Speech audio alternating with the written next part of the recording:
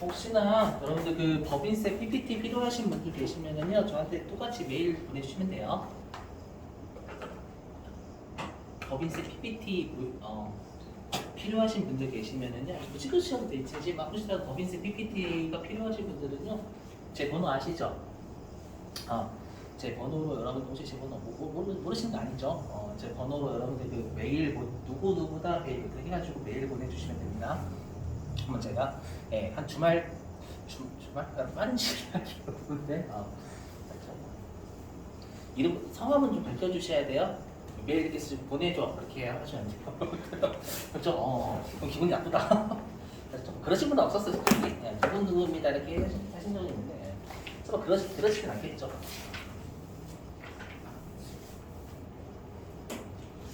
자, 일단 여러분들 법인세 할게요. 저번에 한번 배점은 설명드렸죠. 법인세 배점 같은 거. 했죠.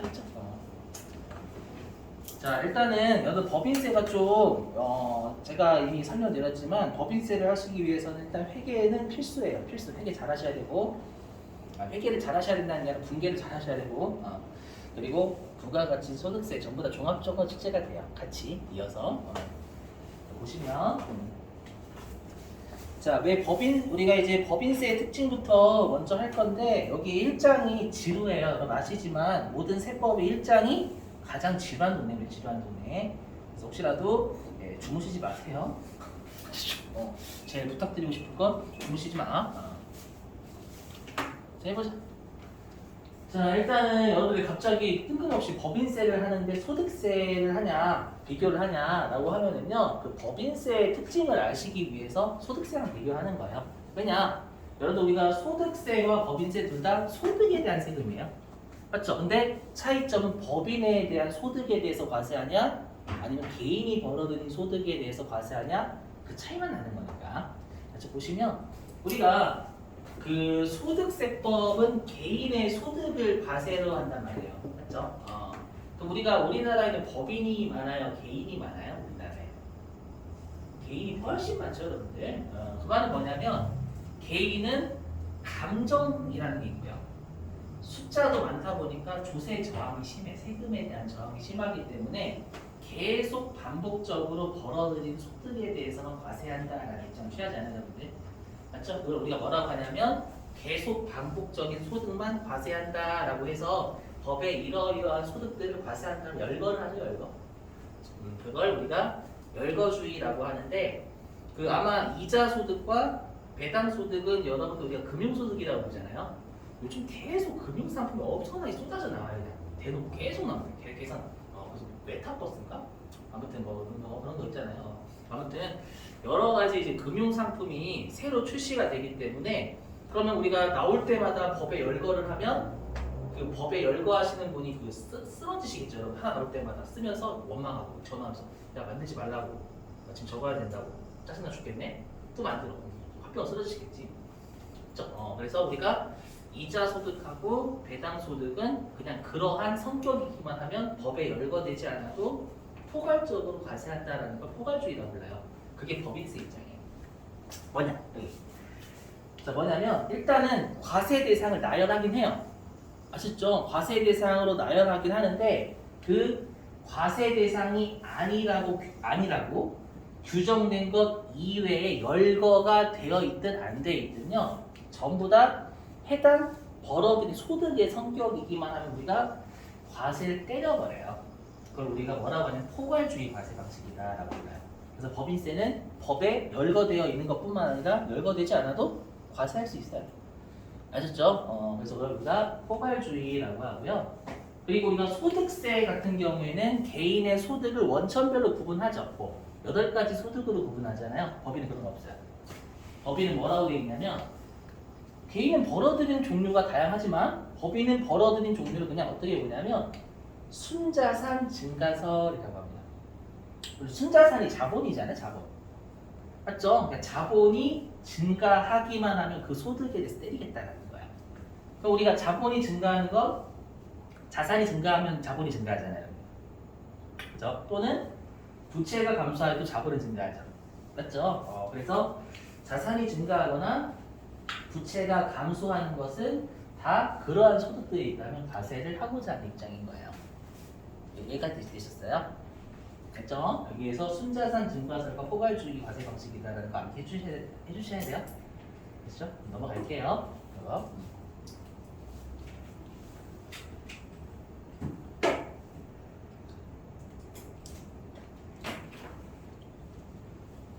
자, 그 다음에 이제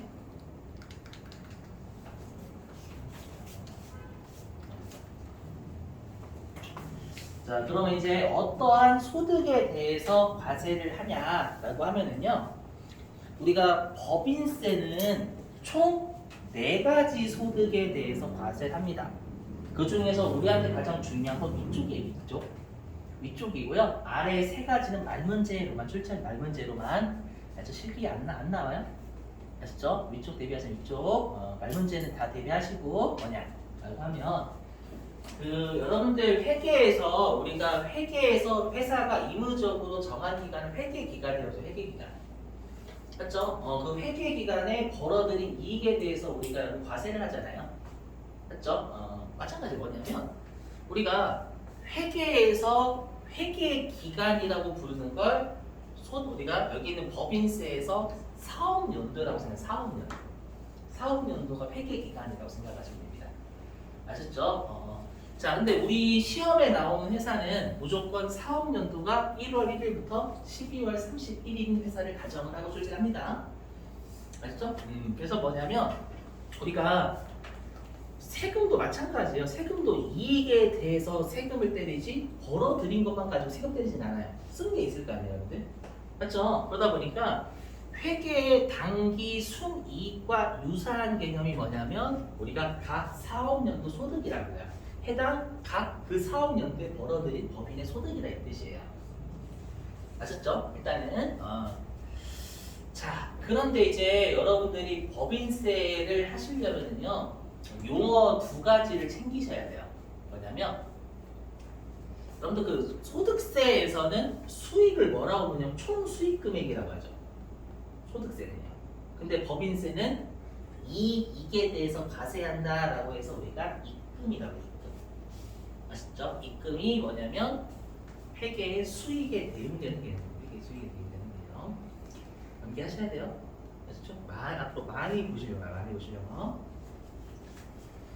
자, 그 다음에 손금. 우리가 회계에서 비용을 뭐라고 부르냐면 법인세법에서는 손실에 대한 거잖아요.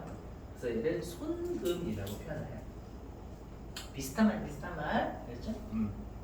그래서 우리가 입금에서 손금을 뺀 소득에 대해서 과세하는 걸 각사소득이라고 불러요. 입금 손금 뺀 거. 아시죠? 자, 이제 우리가 시험에 실기에 나오면 별도의 언급이 없으면 여기 각 사업연도 소득에 대해서만 실기에 됩니다. 그리고 그다음에 뭐냐? 여기. 자, 토지 등 양도소득인데요. 이건 뭐냐면 여러분 개인은 주택이라는 걸 가져요, 못 가져요? 개인은 주택 가질 수 있죠. 개인은 주거를 해야 되니까. 법인이 주택을 가지는 이상이에요. 맞죠? 삼성전자가 주택을 왜 가지고 있어야 되는데? 삼성전자의 주주나 그런 개인들이 가지고 있어야지. 이해되셨어요? 그러다 보니까 법인이 주택을 가지고 있거나 별장이 뭔지 아시죠, 여러분들? 호화로운 거.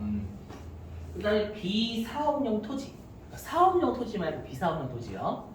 누가 봐도 이런 것들은 투기 목적이 약간. 맞죠? 법인이 보유하게 되면. 그래서 이런 것들을 팔게 돼서 벌어들이는 소득은 우리가 이 2번 과세를 때릴 수가 있어요. 투기하지 말라는 거예요. 투기하면 너 위쪽에서 이익공고 때려버리고 여기에서 네가 부동산 투기하는 걸 또 때려버리겠다는 거야. 그래서 예외적으로 이중과세가 허용되는데 여러분들 알고 계셔야 될 건 뭐냐, 말문제 대비하시려면 이 토지 등 양도소득은 부동산 투기를 방지하기 위한 목적으로 때리는 세금이다라는 걸 알고 계셔야 돼요. 좀 이따가 이론에서요. 아셨죠? 그리고 자, 그 다음에 여기 청산소득이다라는 거 해볼게요. 자, 여기 들어보시면 자, 우리가 여러분들 기말에 회계에서는 시가로가 평가하고 그러잖아요. 맞죠? 왜 평가하냐면 유용한 정보를 제공하는 게 회계의 목적이에요. 그렇기 때문에 기말에 시세 정보를 알리라는 거예요. 근데 세법은 전혀 유용한 정보에 제공 따윈 관심 없어요. 세금을 부하는 게 목적이고요. 법인세는 중요한 게 뭐냐면 되게 명확한 것만 좋아해요.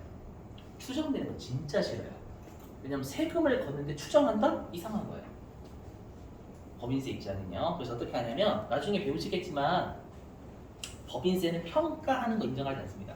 왜냐면 평가는 주관이 들어가요. 특히 여러분들 우리가 그 부동산의 시세를 평가하시는 분이 감정평가사라고 해요. 감정평가사. 이건 좀 원장님 흉좀 볼게요. 우리 원장님한테 제가 원장님 좀 감정평가사 하고 싶어요. 라고 우리 원장님 나 사람의 감정 어떻게 평가하는 것이더라고. 재미없어요?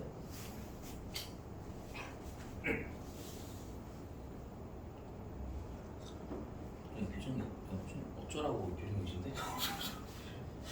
아무튼 그것도 깜짝 놀랐는데. 네, 아무튼 네, 그래서 우리가 그 감정평가사 분들도 사람이잖아요, 여러분들. 사람이다 보니까 주관이 들어가, 주관. 그죠, 여러분들? 감정평가사마다 시가가 다릅니다, 실제로. 평가받아보면 어떤 사람은 치고 어떤 사람은 구 어떻게 해요? 그렇죠? 그러다 보니까 세법 입장 여기 있죠. 미실현된 이익, 각 사업연도 소득에 대한 미실현된 이익은요, 원칙적으로 과세하지 않습니다. 실현이 돼야 돼. 뭐냐, 예를 들어볼게요, 여기. 보시면 그렇게 생각하시면 돼요. 그렇게 생각하시면 돼요. 내가 만약에 토지가 있대, 토지가 50억짜리가 50억짜리 샀는데 얘가요 평가해봤더니 80억이 된 거야, 80억. 근데 회계법적으로 평가하면 80억 주관적이잖니. 맞죠? 주관적이니까 30억 이득 본 거는 하잖아요. 맞죠? 이득 받지만 얘는 평가한 것이 팔아야 실현된 거예요. 맞죠? 얘를 80억에 팔아야 실현된 거지 실제로 80억 안 팔았잖아요, 여러분들. 그러면 얘는 토지를 팔 때까지 과세하지 않습니다. 무슨 말인지 이해되셨어요? 그랬다가 회사가 청산이라는 거예요. 청산이 법인을 마감하는 거거든요. 법인을 마감. 아시죠? 마감하게 되면 그 법인의 자산이 있을 거 아니에요. 재산. 맞죠? 재산을 다 팔아버려요. 재산을 팔고 다 부채를 다 갚아버려요. 회사에 부채를 갚고 남은 것들 주주한테 돌려주게 돼 있어요. 이게 되세요? 그러면 팔아야 되니까 이 토지를 팔겠죠. 80억이 시가 80억을 한다면 이해되세요? 그러면 당초에 50억짜리를 80억에 팔았으니까 이제 30억에 대해서 요때 과세합니다. 청산할 때. 무슨 말인지 이해되시겠죠? 나머지 무시하시고. 그래서 뭐냐면 여기 우리가 미실현된 이익을 청산하는 과정에서는 자산을 팔아야 되니까 실현될 거란 말이에요. 요거에 대해서 과세를 하는 거예요. 무슨 말인지 이해되시겠어요? 그래서 일단 먼저 알아두셔야 될 게 우리가 세법이랑 법인세, 앞으로 법인세예요. 세법은 평가를 원칙적으로 인정을 안 합니다.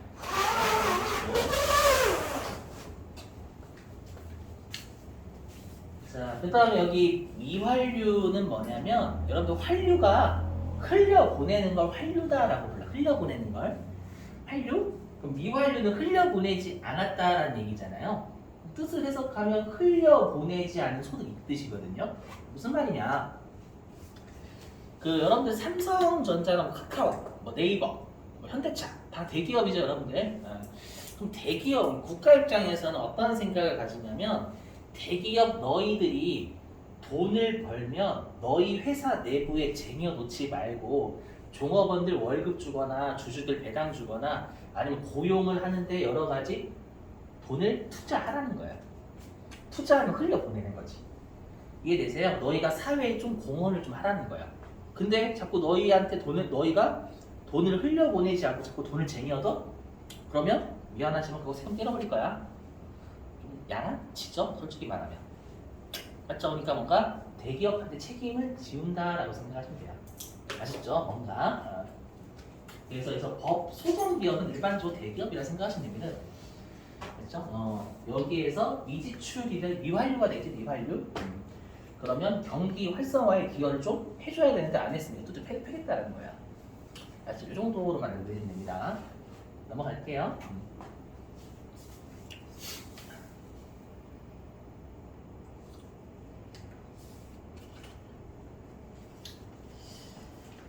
자, 이제는 여러분들이 이제 말문제 대비하실 게 뭐냐면 영리법인과 비영리법인, 외국법인과 내국법인의 비교. 자, 보실게요. 여러분들 밑줄은 안 치겠습니다. 사실 밑줄 치는 것보다 나중에 기출문제 많이 풀어보는 게 합격선에서 중요하기 때문에. 자, 뭐냐면 여러분들 내국법인 있죠? 이 내국법인이 소득세 거주자랑 유사하다고 보시면 돼요. 거주자. 그리고 외국법인은 비거주자죠. 비거주자랑 유사하다고 보시면 돼요. 단지 차이는 법인이냐 개인이냐의 차이예요. 뭐냐면 우리가 그 거주자를 어떻게 배우셨냐면 국내에 주소를 두거나 이거 배우셨죠, 여러분들? 맞죠? 근데 법인은 주소라고 안 부르죠? 본점이라고 하죠, 본점. 그래서 뭐냐면 우리나라에 본점을 두거나 그 다음에 주사무소라고 해가지고요. 뭐냐면 그 여러분들 우리가 이제 여기 종교단체나 아니면 학교 있죠. 여기는 비영리 단체라고 해요. 비영리 단체. 우리가 비영리 단체는 뭐냐면 해당 고유 목적 사업 고유 목적의 소득이 있어요. 그래서 뭐 예를 들면 설립되었을 때 뭐 우리가 학교는 장학 목적, 종교 단체 종교 활동 목적 이렇게 설립이 되는 거예요. 해당 목적 사업이 있습니다.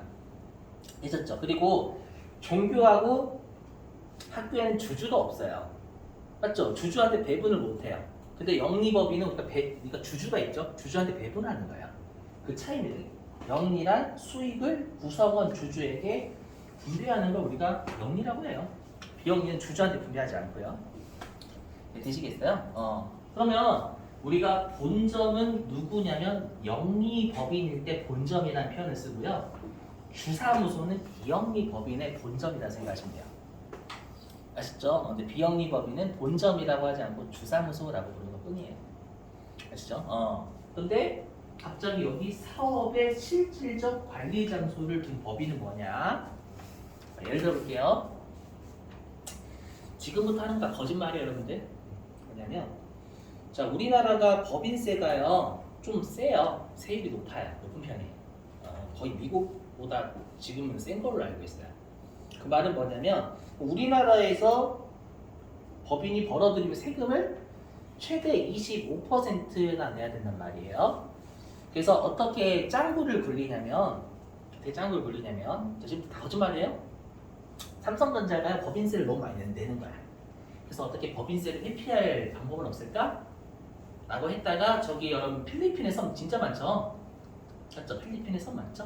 그래서 필리핀 어느 한 섬에다가요 법인을 차리고 거기다 본점을 등기를 하는 거예요. 거기다가 되셨어요? 형식은 본점이 필리핀에 있어요. 근데 필리핀은 제가 지금 세율을 모르는데 2년 전에는 5%에서 5% 법인세 되게 낮죠? 맞죠? 그래서 우리가 그 우리나라 기업들이 필리핀 요런 동남아시아 진짜 많이 진출하잖아. 베트남 요런 데. 맞죠? 근데 거기에 누가 있냐면 일단 개 한 마리 끌 거예요. 개 한 마리 리트리버 같은 애. 리트리버는 좀 사람 그거 하면 안 되겠다. 그래서 세퍼드 같은 애 한 마리 넣고 거기에 경비 아저씨 한 명. 요렇게만 있는 거예요. 이해되시겠어요? 그러면 등기는 필리핀에 돼 있죠. 근데 실질적으로 우리가 사업 활동을 수행하고 있는 서울을 본점이잖아요, 여러분들. 이해되시겠어요? 그러다 보니까 실질적인 장소를 따지지 형식적인 장소를 안 따지겠다는 얘기예요. 그럼 본점이 우리나라에 있는 거예요. 이해되시겠어요? 무슨 말인지? 그래서 그 가끔씩 여러분들 그 스포츠 선수들 탈세하기 위해서 막 다른 데에다가 여러분 막 어떤 페이퍼 컴퍼니라고 해가지고 별도로 회사 막 유령 회사 세우잖아요, 여러분들. 그거 다 일반적으로 세금 회피하기 위해서 해가지고. 그렇죠? 이해되시겠죠? 무슨 말인지? 자, 그러면 우리가 거주자는 배우셨죠? 우리나라에서 벌어들이는 거든 외국에서 벌어들이는 거든 전부 다 과세했잖아요. 똑같습니다. 내국법인이 거주자와 똑같다면서 비슷하다면서요. 그래서 우리나라에서 벌어들이는 소득이든 외국에서 벌어들이는 소득이든 둘 다 과세를 해요. 삼성전자는 다 때려버리는 거예요. 외국에서 핸드폰 팔아서 벌어들인 거든 우리나라에서 팔아서 벌어들인 거든. 아셨죠? 자, 그 다음에 외국법인은 말 그대로예요. 여기 외국의 본점 주사무소를 둔 거예요. 지네 나라에. 아니면 사업의 실질적 관리 장소가 우리나라에 없는 겁니다. 주로 애플 이런 데가 있죠, 여러분들. 맞죠? 애플 아니 도요타 같은데. 되셨어요? 그런데 그러면 우리가 외국 법인은 비거주자이기 때문에 비거주자랑 비슷하니까 당연히 우리나라에서 벌어들인 것만 과세할 수 있겠죠. 되셨어요?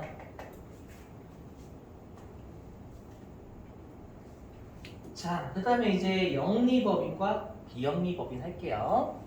영리법인 같은 경우에는요, 뭐냐면 모든 소득에 대해서 다 때려버려요. 모든 사업소득 일반적으로 뭐 기부하는 건 아니지만 그래서 영리법인은 모든 사업소득에 대해서 과세한다라고 되어 있습니다. 아셨죠? 자, 근데 비영리법인은 해당 법인의 고유 목적 사업이 있단 말이에요. 그래서 내가 종교활동 목적으로 뭔가 이익을 받다 세금 안 때려요. 맞죠? 원칙적으로요. 근데 예외가 있어요. 예외가 뭐냐면 여러분들 매일 우유하고 남양유업 아시죠? 거기가 여러분들 우리가 상장돼 있어. 상장. 그건 비영리네. 영리예요. 영리. 있었죠? 영리예요. 근데 우리가 연세대학교에서도 이런 연세우유라는 거 만들거든요. 연세우유. 연세대학교는 당연히 비영리가 되겠죠. 학교니까요. 맞죠? 그럼 거기는 우유를 팝니다. 그럼 우유를 팔면 분명히 그 우유 파는 걸 주주한테 나눠주는 게 아니라 장학 목적에 쓴다라고 돼 있어요. 우리 부동산 같은 데 쓰죠, 여러분들 주로. 제가 본 대학교는 대부분 부동산을 좀 많이 사더라고. 저희 학교가 그랬고 부동산 매매 업자인 줄 알았어.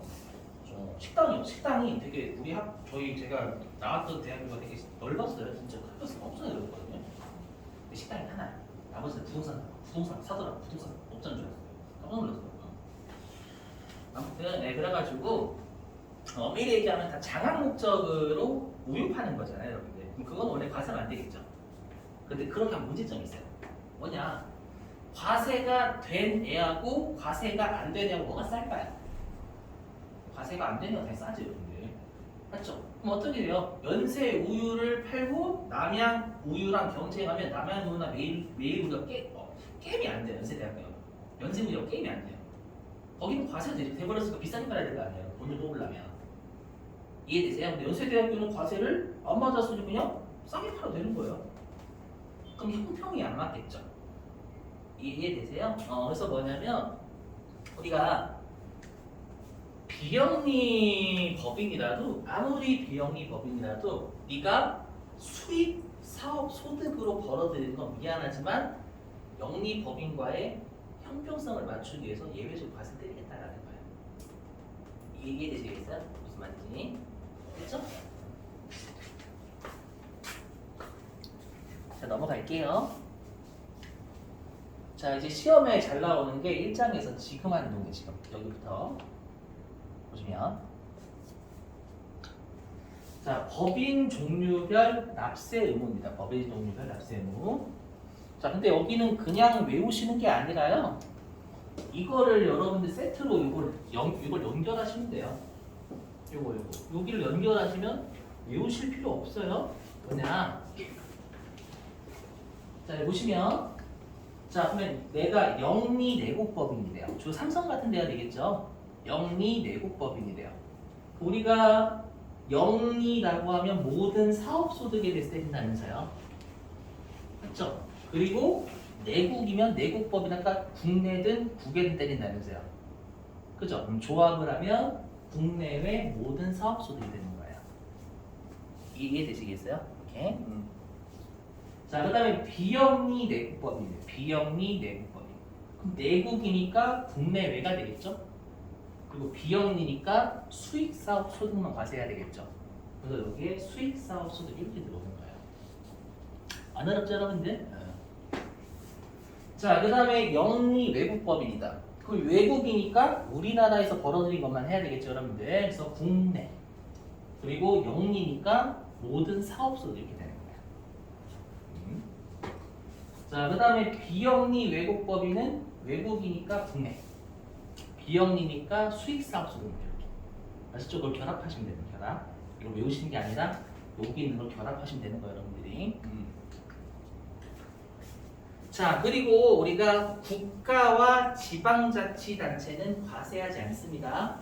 여기서 말하는 국가나 지방자치단체는 우리나라 얘기하는 거 우리나라. 그죠? 우리나라입니다. 왜냐? 말장난이야, 말장난 뭐지? 자, 외국의 국가나 지방자치단체는 비영리 외국법인으로 본다라고 돼 있어요. 말장난 조심하셔야죠. 외국 국가나 지방자치단체는 비과세 법인이 아니라 국내에서 벌어들인 수익사업소도 과세 때려요. 아셨죠? 요거. 그래서 미국이 만약에 우리나라에서 부동산 팔아서 돈 벌었대요. 그러면 때려요. 아시죠? 무슨 말인지. 글 잡으시고. 자, 그 다음에 이제 여기 토지 등 양도소득 하겠습니다. 자, 여러분들 우리 토지 등 양도소득은 부동산 투기 방지 목적이라고 했죠. 부동산 투기는 영리 내포하면 하는 거 아니잖아요. 누구나 할 수 있죠. 그래서 토지 등 양도소득은 이 네 가지 법인들 과세 때려버려요. 이거 조심하셔야 돼요, 여러분들. 대체적 목적이. 자, 그 다음에 이제 청산소득입니다. 청산소득. 자, 여러분들 외국 법인이 청산을 하게 되면 자기 나라에서 청산, 자기 나라에서 청산이 된다는 건 자기 나라에 세금내요. 우리나라에 세금 낼 수가 없어요. 그래서 여기 과세를 못합니다. 외국 법인. 되셨나요? 자, 그 다음에 비영리 내국법인 있죠. 우리가 비영리 법인은요, 그 재산이 주주한테 가는 게 아니라 나라한테 부족이다. 아시죠? 비영리 법인이 되면 나라의 부족을 청산하게 되면 그 말은 과세를 안 해요. 나라한테 부족되는 거니까. 이해되나요? 그러면 그 청산되는 게 우리나라에 청산이 되고요. 그 다음에 주주들한테 돌아가는 요 청산 소득에 대해서는 영리 내국법인만 과세를 한다는 거예요. 시험에 정말 잘 냅니다. 아시죠? 이거요. 정확하게 배워주시고. 자, 넘어가겠습니다. 이거.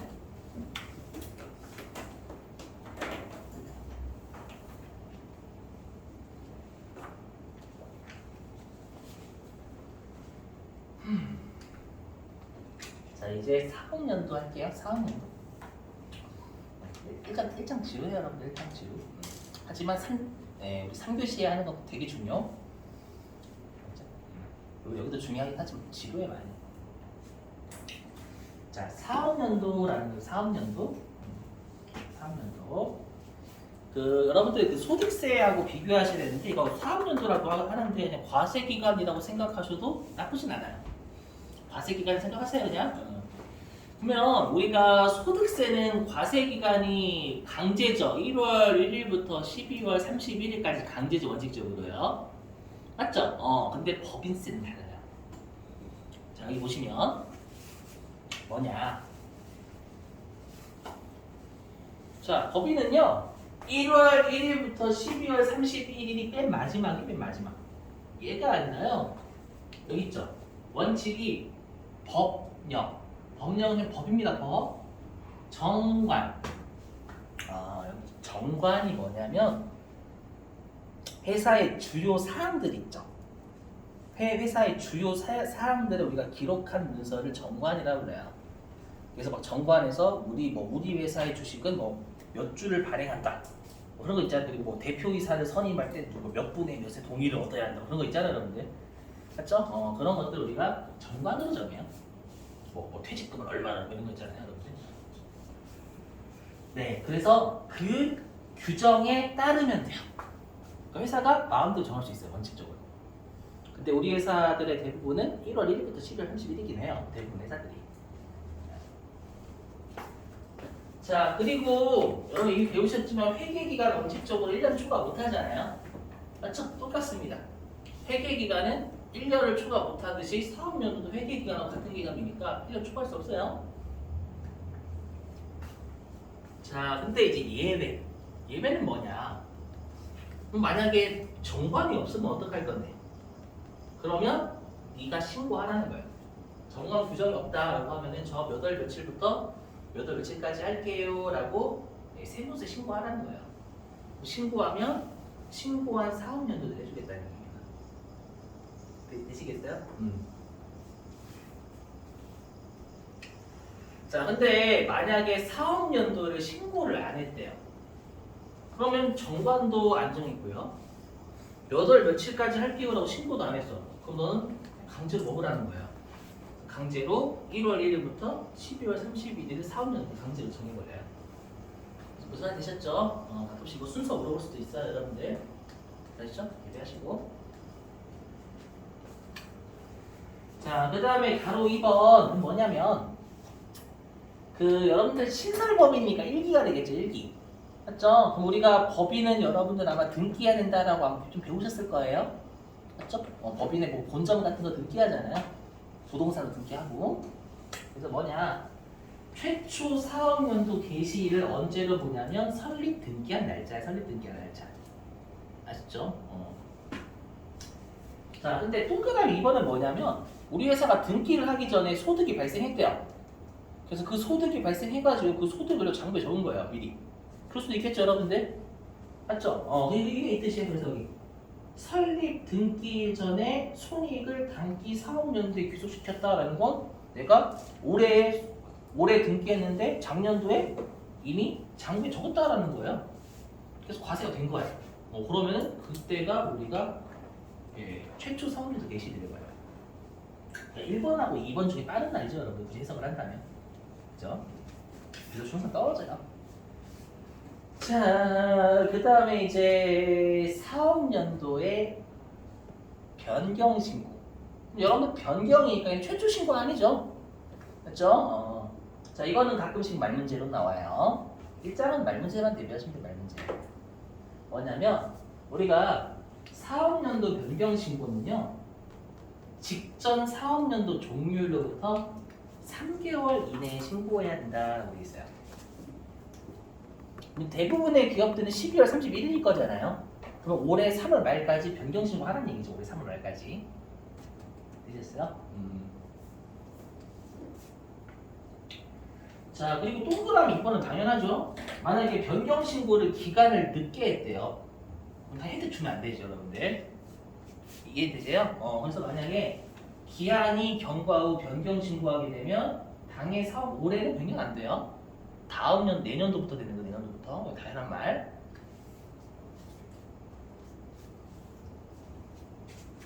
자, 그 다음에 동그라미 3번 신설법이 뭐냐? 여러분들 변경은 새로 하는 게 아니라 뭔가 정정하는 거잖아요.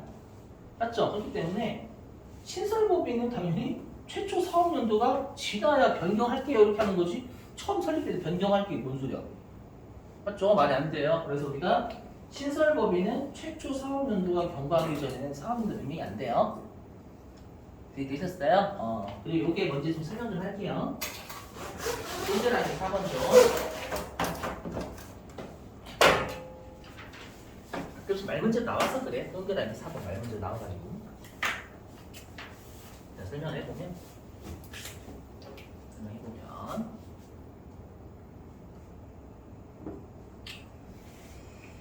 자, 여기가 1월 1일, 여기가 12월 31일, 여기가 들기, 여기가 2기, 여기가 3기.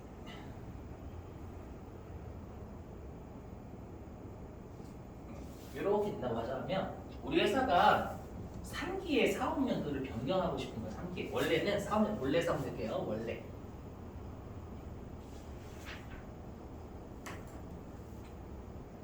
자, 원래 사업연도가요. 1월 1일부터 12월 31일이었대요. 아시죠? 원래 사업연도가. 근데 우리 회사가 사업연도를 변경하고자 하는 거야. 몇 월부터 몇 월이냐면 우리가 3기부터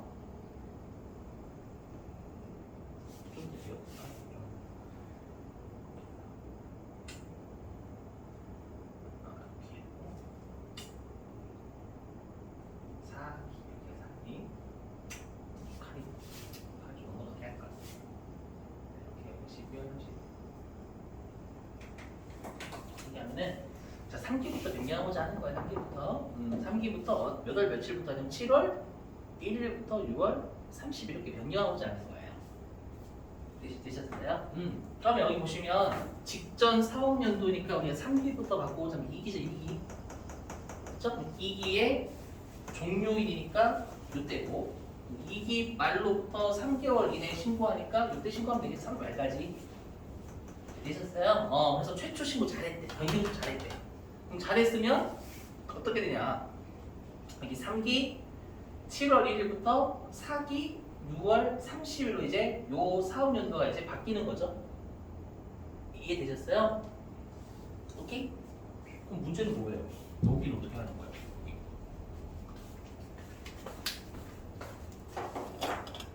도대체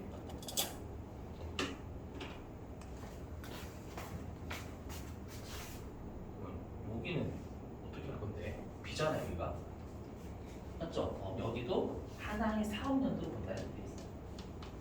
무슨 이해되셨어요? 그게 요거 보시면 자, 종전 사업연도 개시일 1월 1일이죠. 여기 1월 1일 종전 사업연도 개시일 1월 1일부터요. 변경한 사업연도 개시일의 전일이 7월 1일의 전일이 6월 30일이죠. 그때도 1 사업연도를 한다라고 되어 있는 거예요. 이해되시겠어요? 무슨 말인지? 요거. 다만 그 기간이 1개월 미만이래. 그런 일은 없어요. 그래서 예를 들어가지고 우리 회사가 사업연도 변경이요. 이럴 수는 없겠지 설마. 1월 19일부터 1월 18일로 한대요. 이런 회사 없어요. 맞죠? 18일 한다면 얘가 1월 19일부터 여기가 1월 18일인 거잖아요. 되셔요? 그러면 여기 있죠. 그럼 요 기간이 뭐냐? 요 기간이 1월 1일부터 1월 18일이 되는 거죠. 그래서 이게 1개월 미만이잖아요. 지금 한 개 여기 1개월 미만이죠. 1개월 미만이면 요 기간을 변경한 사업 기간에 흡수시키는 거예요.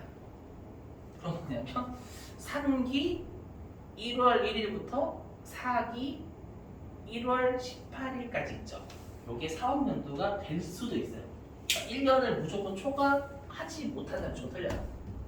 초과할 수 있어요. 이럴 때면 그 시간적으로 이런 기업은 없다. 알죠? 이론만.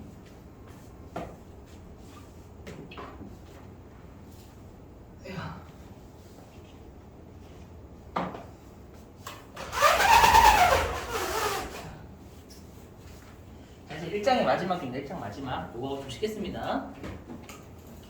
3교시 때 좀 중요한 거야. 3교시 때. 자, 납세지입니다. 납세지. 자, 우리가 그 납세지는 항상 납세 의무자랑 같이 가요. 우리 납세 의무자가 아까 그 뭐였냐면 법인이었죠. 법인. 맞죠? 법인이니까요. 원칙이 법인의 본점이죠. 주소가 아니라. 본점이나 아까 주사무소라면서요. 비영리 법인은. 그래서 우리가 본점이나 주사무소 소재지가 납세지가 돼. 납세지가. 알죠? 자, 근데 이제 외국법인이네. 외국법인. 그럼 여러분들 외국법인은 우리나라에 본점이 없죠? 그러면 주로 우리나라에서 매출이 좀 많은 곳이 있겠죠, 여러분들? 그렇죠? 그래서 뭐라고 되어 있냐면 주된 국내 사업장이라고 되어 있어요. 사업장이 2개 이상이면 매출이 좀 많은 곳을 우리가 납세지도 본다라고 생각하시면 돼요. 아셨죠? 국내 사업장이 하나밖에 없으면 거기만 하면 되지, 당연히. 그러니까 2가지 이상일 때 얘기하는 거예요, 여기는. 자, 됐고요. 그 다음에 이제 납세지의 변경 신고. 요거는 말문제로 출제를 2번하고 3번을 해요. 2번하고 3번. 자, 뭐냐? 납세지 변경 신고. 자, 변경된 날로부터 15일 이내에 해야 된다라고 돼 있어요. 이거를 왜 안 해오셔도 되냐면 얘 때문에 그래요. 4번 때문에 뭐냐면 변경된 날로부터 15일 이내에 변경 신고를 해야 돼. 근데 늦게 했어. 그러면 안 되는 게 맞잖아요, 여러분들. 맞죠? 늦게 했으니까. 근데 뭐 보세요. 기한을 경과하고 신고했다라는 건 그 기간 안 지켰다는 얘기죠. 근데 갑자기 여기 있어요. 변경 신고를 한 날로부터 납세지가 변경된대. 의미가 없어요, 여기. 엄밀히 얘기하면.